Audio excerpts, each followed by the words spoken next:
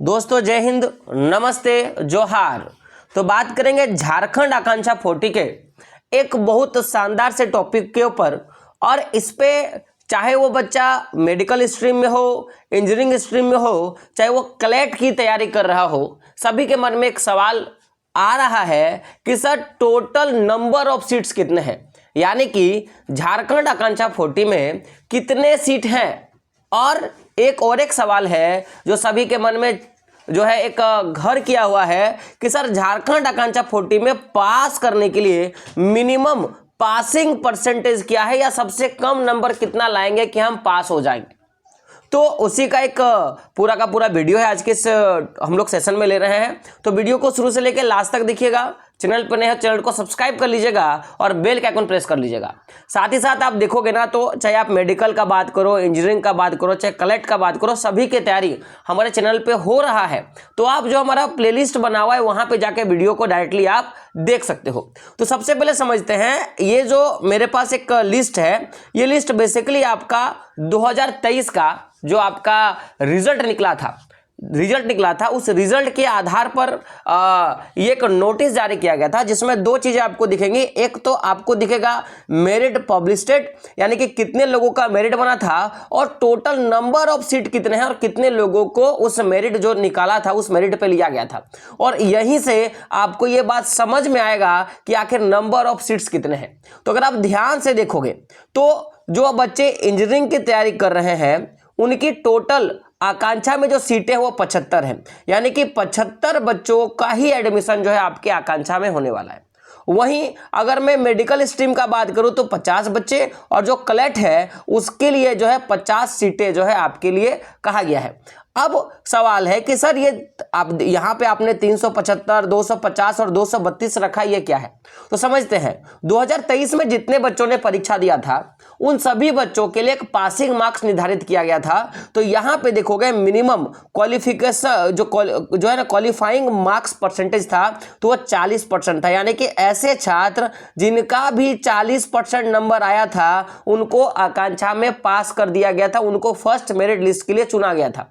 तो अब जितने भी बच्चों ने एग्जाम दिया था उन सभी बच्चों में से 375 ऐसे बच्चे थे जिनका 40% मार्क्स जो था इंजीनियरिंग में, और 250 बच्चे ऐसे थे जिनका 40% मार्क्स जो था मेडिकल में, और 232 ऐसे बच्चे थे जिनका मार्क्स था कलेक्ट में 40% आया था और 40% से ज्यादा आया था। उन सभी को जो है फर्स्ट मेरिट लिस्ट के लिए उनका नाम जो है प्रमोट किया गया था। अब उसके बाद फिर एक सेकंड एग्जाम होता है, जिस सेकंड एग्जाम में केवल और केवल 75 बच्चों को इंजीनियरिंग के लिए, 50 बच्चों को मेडिकल के लिए और क्लेट के लिए जो है 50 बच्चों को चुना जाता है।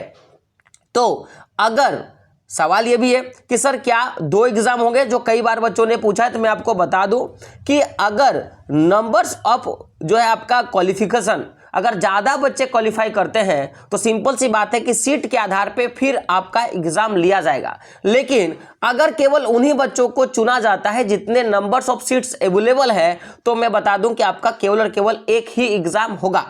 तो यानी कि अगर मान लो कि जो 2025 का जो एग्जाम होने वाला है आकांक्षा 40 का, अगर उसमें मेरिट लिस्ट में केवल 75 बच्चों का नाम है इंजीनियरिंग के लिए, तो केवल और आपका एग्जाम नहीं होगा, क्योंकि नंबर्स ऑफ सीट 75 ही है। और अगर मेडिकल स्ट्रीम में अगर मान लो कि 50 बच्चों को चुना जाता है मेरिट लिस्ट में, तो अगला एग्जाम आपको देखने के लिए नहीं मिलेगा, क्योंकि नंबर्स ऑफ सीट्स केवल 50 है। और अगर कैल्ट के लिए 50 बच्चों का ही नाम आता है मेरिट पे, तो सिंपल सी बात है कि और एग्जाम आपका नहीं होगा। लेकिन अगर पासिंग, अगर मिनिमम जो है आपका क्वालिफिकेशन 40% जो कि है, अगर उससे उस हिसाब से अगर ज्यादा बच्चे पास हो जाते हैं तो फिर आपको सेकंड एग्जाम भी आपको देखने के लिए मिलेगा।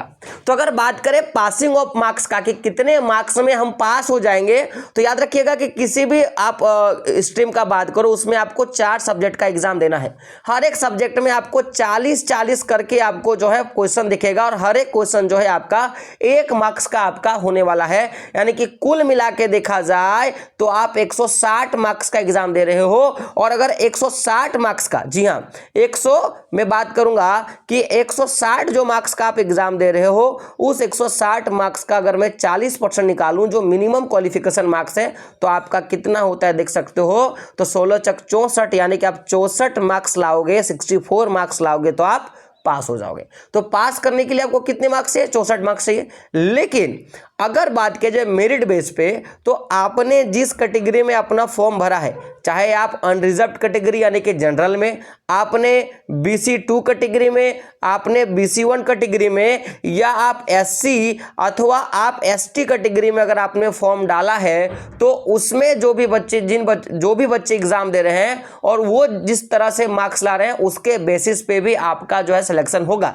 तो अगर आपके मन में ये रहेगा कि सर क्या कट ऑफ मार्क्स होने वाले हैं, यानी कि कितने मार्क्स पे जनरल कैटेगरी को, कितने मार्क्स में BC1 और BC2 कैटेगरी को, और SC और ST कैटेगरी के बच्चों को चुना जाएगा इस बार, तो आप मुझे कमेंट करके बताना, उसका भी मैं वीडियो एक मैं आपको बना दूंगा।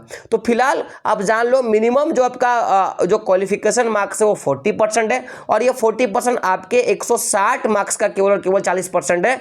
नंबर ऑफ सीट का बात किया जाए तो टोटल देखोगे तो यहाँ पे आपका हो गया कितना, इधर हो गया आपका 75 इंजीनियरिंग में, 50 आपका मेडिकल और कलेक्ट में 50, यानी कि कुल मिला के 165 सीट जो है आपको देखने के लिए मिलेगा पूरे के पूरे आकांक्षा 40 में। ठीक है, ये बात आप याद रख लेना। रही बात बहुत सारे बच्चों का था नेगेटिव मार्क्स को लेकर, तो जी हां, कोई भी नेगेटिव मार्क्स नहीं है, आपको केवल और केवल सही होने पे 1 मार्क्स मिलता है, नेगेटिव मार्क्स आपका नहीं है, ये बात आप याद रख लें। ठीक है, बाकी आकांक्षा की तैयारी कैसी चल रही है कमेंट बॉक्स में बताना। साथ ही साथ आकांक्षा 40 के रिलेटेड और कई जैसे अभी आपका पॉलिटेक्निक आ रहा है, फिर आपका पैरामेडिकल आएगा, तो इन सभी की तैयारी करने के लिए हमारे चैनल के साथ जुड़े रहें, और हमारे जो टेलीग्राम ग्रुप और व्हाट्सएप ग्रुप है उसमें भी जुड़ जाए। तो मिलते हैं दोस्तों अगले वीडियो में, तब तक के लिए जय हिंद, जय भारत और आपका दिन शुभ हो।